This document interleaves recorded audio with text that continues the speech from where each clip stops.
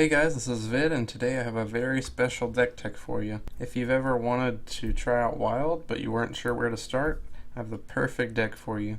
The deck is Mech Mage. It's an aggressive mage deck that aims to overrun your opponent with a horde of mechs and utilize mage's powerful burn spells to protect your mechs or burn down your opponent. It is very powerful, synergistic, easy to pilot, and it's only going to cost you about 1100 dust. So very cost effective. So let's go ahead and start with the core of the deck. Let's switch over to Wild since this is a Wild deck. And we're going to go ahead and start with 2 copies of Mechwarper. This guy's a huge powerhouse, and if we can manage to get 2 of them in our opening hand, we can completely dump out our hand and win by turn 5 in a lot of situations. We're going to go ahead and add in 2 Cogmasters. Small Time Buccaneer, it's a single-handedly broke pirate decks, and this is our slightly more balanced mech counterpart. It's conditioned to have a mech. It's harder to maintain than having a weapon, but it's still insanely strong on 1 mana, 3/2. Very, very good. We're going to go ahead and add 2 copies of Snowchugger. This is a mech that already was really good, but with the new proliferation of weapons in the current meta, it's even more powerful. It has solid stats, it has mech synergies, and its effect is useful at every point of the game.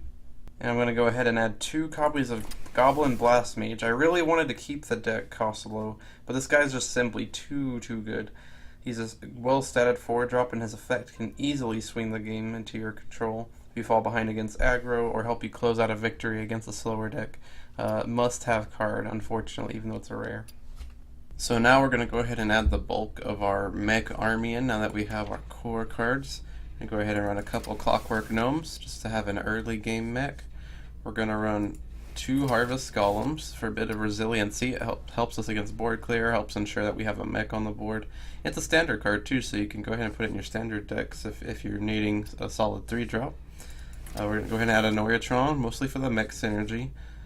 But its taunt can be very useful early game in preventing your enemy from getting good trades off. We're going to go ahead and add 2 Spider Tanks, just a solid vanilla statted mech. We're going to add 2 copies of Tinkertown Technician. It's when you have a mech out on the board, which you almost always will, you're going to have a 3 mana 4/4, which is great, and you get a spare part to your hand, and that's really great too. The spare parts are very versatile. We'll go over more in detail about how those work, and they have other synergies with our deck as well. We're going to go ahead and add 2 copies of Piloted Shredder. It's probably one of the strongest minions in Wild right now. It's just the death rattle gives it a lot of resiliency against board clear. It's a mech, it's well statted, very useful. We just have to add 1 more mech, and that is 1 copy of Clockwork Knight. I tried 2, I felt like 2 was just a little too many. Our deck is very low to the ground, and we try to win the game very quickly.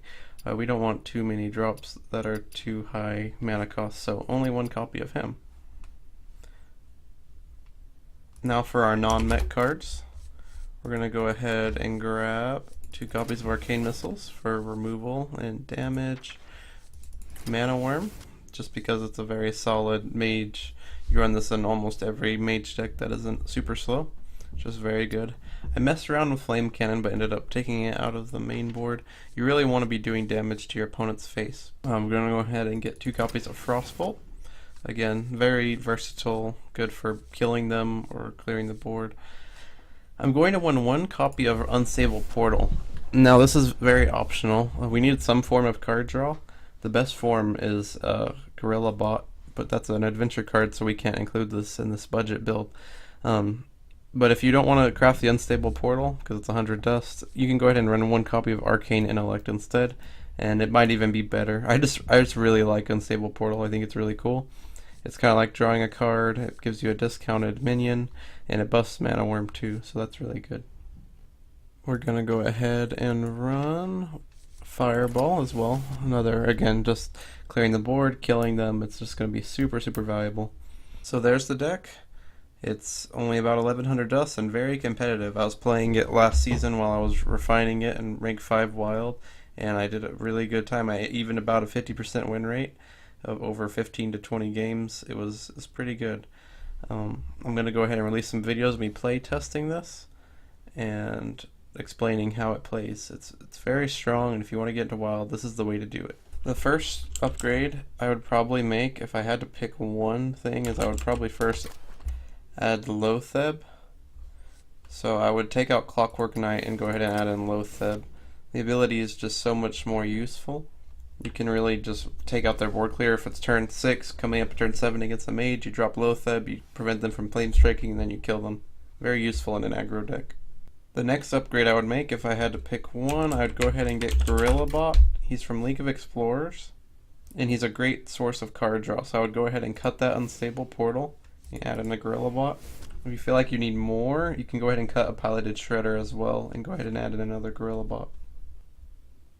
And then for our final upgrade, I would go ahead and get Mr. Dr. Boom in here. He's the best card in Wild. You can fit him in here, he's going to make the deck stronger. Now I would actually go about adding him by taking off a Clockwork Gnome. So we're making the curve of our deck a little bit bigger, but we're going to curve right into Dr. Boom, and he's going to win the game for us a lot of the times. Thanks you guys for watching. Let me know what you think about the deck tech, and let me know what kind of other deck techs you might be interested in. And feel free to leave any questions. Thanks.